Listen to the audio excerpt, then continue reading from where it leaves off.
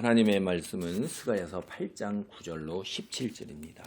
스가랴서 8장 9절로 17절 말씀은 하나님께서 이제 눈을 들어서 하나님을 바라보라는 거예요. 지금 처해 있는 현실은 굉장히 어둡고 암울하고 사실 조금 더 얘기하면 굉장히 혹독한 거예요. 바벨론의 풍요로움 속에서 오랜 고생을 해서 여기까지 걸어서 돌아와서 이제 18년, 20년을 가난 속에서 쪄들어 살면서 이 주변에 있는 열방 민족들의 괴롭힘 속에서 참 힘든 거예요.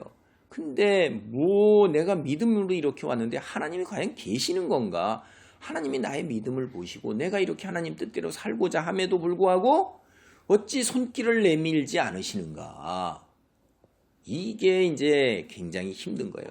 그래서 이게 성전 건축이 안 돼서 그런가 보다. 우리가 그럼 성전을 건축하자라는 이제 학개와 스가랴, 수룹바벨 이런 사람들의 말에 따라서 성전 건축 도를 놓고 성전 건축을 시작한 지가 이제 2년 반이나 지나서 성전 건축이 가까워져 가고 있어요, 이제.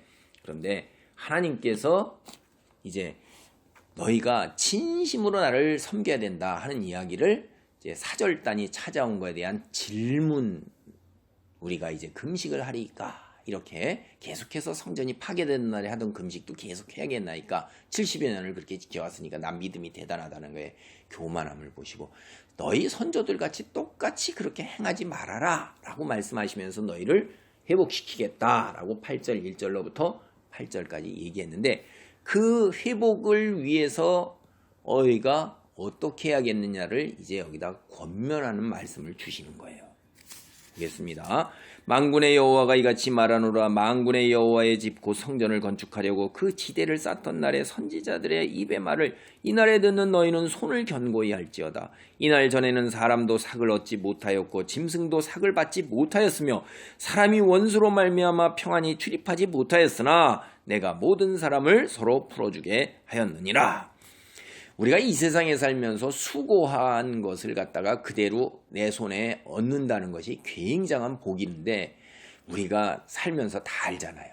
구약 성경을 봐도 내내 그렇고 아무리 우리가 애쓰고 노력했어도 재앙이 한번 닥치면 끝이에요. 환경이 변하면 끝이에요. 전쟁이 일어나거나 뭔 일이 벌어지면 다 날아가는 거예요. 쉽게 얘기해서 농사 짓는 사람들은 너무나 잘 알잖아요. 비바람, 가뭄, 그 다음에 이 병 이런 거 한번 치면 그냥 다 날아간다 이 말이에요. 이게 내가 새벽부터 밤늦게까지 수고한 것이 소용이 없는데 이제 손을 견고히 해라. 삭을 주시겠다는 거예요. 수고한 대로 먹을 수 있는 거예요.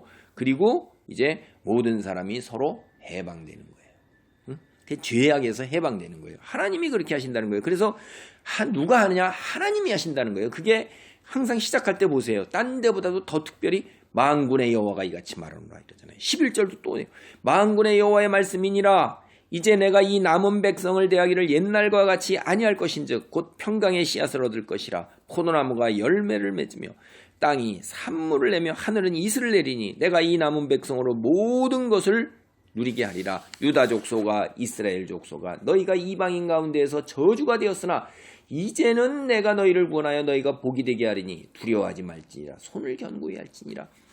과거에 이들이 어떻게 됐어요? 70년 끌려갔어요. 그들의 조상들은 어떻게 됐어요? 계속해서 하나님의 진노의 심판을 받았죠. 부르짖으면 하나님이 구원해 주시고 다시 죄악을 지으면 또 심판의 손길이 갔는데 이제 앞으로 그런 일이 반복이 안 된다는 거예요. 언제부터? 이제는 이게 굉장히 중요한 말이에요. 이제는 이라는 거예요. 이제 여호와 스가랴 선지자의 말씀이 선포되는 이후로 이제부터는 너희를 어떻게 해요? 너희가 온 세상에서 하나님이 계시다는데 쟤들 신은 형편없나 봐. 아시리아에 망했어. 바벨론에 망했어. 그들이 모시던 성전 짐승산에 여기는 사람이 살 곳이 못 되네. 숲풀이 우거졌고 나무가 우거져서 이렇게 해가지고선 저주가 된 건데 이제는 그들이 복이 된대. 온 열방이 다 예루살렘을 향하여 달려오고 하나님을 알게 되고 너희가 그들 위해서 선택된 민족으로 너희가 사람들의 부러움을 받는 거예요. 그래서 너희는 평강을 누리고 포도나무와 땅, 산물을 내고 이슬을 내서 가뭄이 없고 홍수가 없고 모든 열매가 떨어지는 일이 없어요. 손으로 하는 것이 다 제대로 거두게 되는 것입니다. 그것을 유다 족속, 이스라엘 족속 다 누리게 한다는 거예요. 14절입니다. 만군의 여호와가 이같이 말하노라. 너희 조상들이 나를 경노하게 하였을 때 내가 그들에게 재앙을 내리기로 뜻하고 뉘우치지 아니하였으나 조상들이 어떻겠어요? 하나님만을 섬기기로 약속을 하고 그 약속을, 그 언약을, 그래서 이건 신의 산 언약이라고 불려요. 예수님이 이걸 옛 언약이라고 불렀어요. 이걸 그냥 떡 먹듯이 뒤집어 엎잖아요. 계속해서. 이게 굉장히 어려운 것입니다. 지켜내기가 너무나 어려운 거예요. 여러분 나중에 딴 데서 살펴보지만 인간이 이걸 행할 능력이 없어요. 그것을 다 지켜내기가, 왜냐하면 근본적으로 유혹에, 세상 유혹에, 그리고 당장 재물이 있잖아요. 이 재물이 있으면 인간의 관점에서 보면 불가능한 일이 거의 없어요. 하나님의 관점에서 보면 그건 말도 안 되는 거죠. 썩어 없어질 건데 인간은 당장 재물이 있어야지만 사람을 다 부릴 수가 있어요. 내가 사회적 위치도 올라갈 수 있고 모든 사람이 내 앞에서 굽신거려요. 내가 원하는 모든 탐욕을 다 채울 수가 있는 거예요. 재물이 얼마나 대단한 것입니까? 그래서 세상의 모든 사람들이 다 재물을 향해서 불을 쌓고 그것을 내 자식에게도 물려주려고 성을 구축하려고 아주 그냥 다 눈이 벌게 가지고 달려들면서 뭘 해요? 거짓말을 입에 달고 살고 도둑질 지것 아닌 것도 지걸로 차지한다 이 말이에요. 갈취하고 강탈해요. 그래서 딴 놈 것을 빼앗으니까 하나님이 뭐라고 그러셔요? 17절 보세요. 마음에 서로 해하기를 도모하지 말며 거짓 맹세를 좋아하지 말라. 이 모든 일은 내가 미워하는 것이니라. 여호와의 말씀. 이렇게 딱 말씀하시잖아요. 하나님께서 싫어하신다 이 말이에요. 하나님이. 근데 인간은 자기 것을 채우기 위해서 남의 것 입에 들어가는 것까지도 빼앗는다 이 말이에요. 차지하고 깔고 앉아있는 것도 그놈을 때려서 눕혀가지고 그 엉덩이에 깔고 앉은 것도 빼앗아가는 놈이에요. 그리고 거짓말이에요. 그거 원래부터 내 거였어. 이렇게 입에 단다. 예를 들면 그렇다는 거예요. 하나님은 이걸 싫어하시는 거예요. 근데 인간은 그걸 행한다 이 말이에요. 그러니까 너희는 어떻게 하라는 거예요? 이거 하지 말라는 거예요. 하나님이 어떻게 하셨어요? 너희가 복이 되게 하신다고 여호와가 그렇게 해주신다는데 지 손으로 애를 써서 그걸 차지하려고 그런단 말이에요. 그게 주변의 악한 신들, 세상 우상, 신이는 그 어둠의 세력들이 나한테 와서 자꾸 속삭이는 거예요. 하나님이 어디 계시느냐? 그 아니다 이게. 그리고 쟤 봐라 쟤. 너 네 거 빼앗아 가지 않느냐? 그냥 나에게 돌아올 건데 내가 정당하게, 내가 더 의로운데, 내가 바르게 했는데도 저놈이 내 걸 빼앗아 간다. 너는 차지해라. 네 권리다. 내 것이다.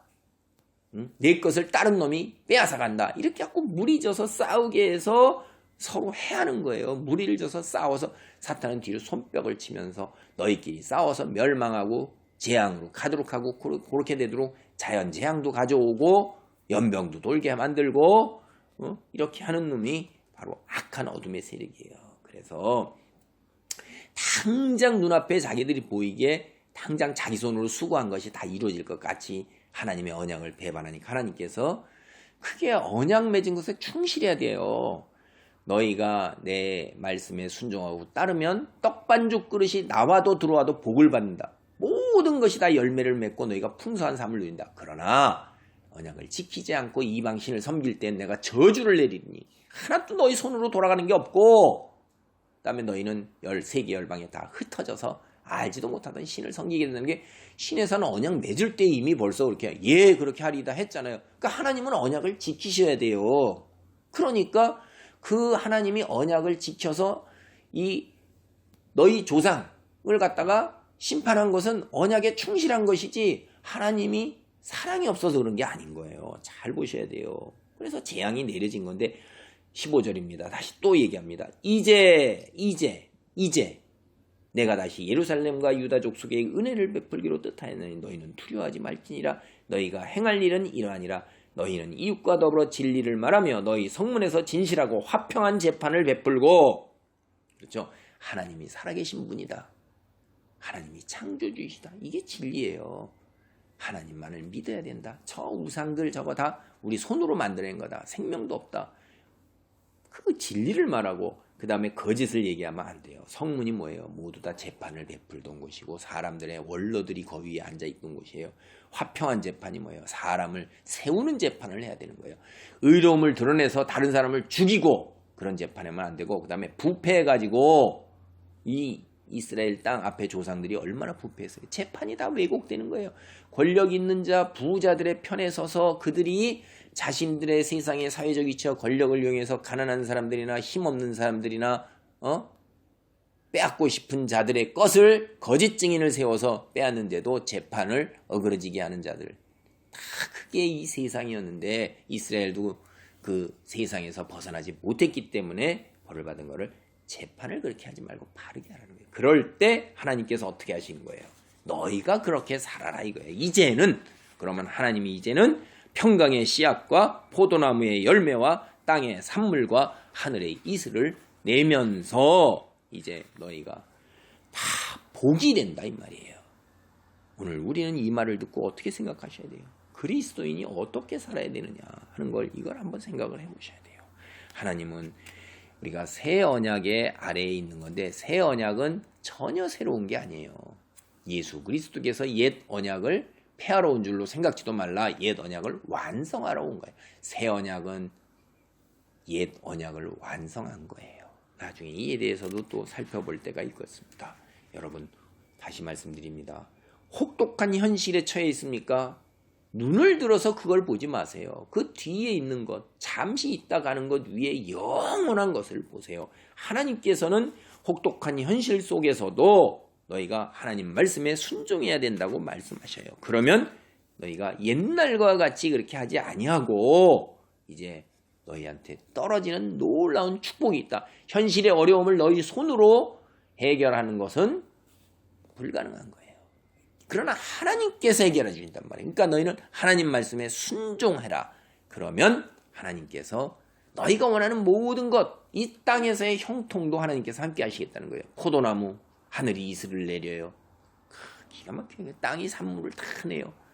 기가 막힌 축복이 우리에게 펼쳐져 있는 것입니다. 예나 오늘이나 똑같은 하나님, 우리에게 하나님께서 말씀에 순종할 때 이 땅에서의 형통함도 분명히 약속하신 하나님 그 말씀 그대로 이루어질 줄 믿습니다. 아멘.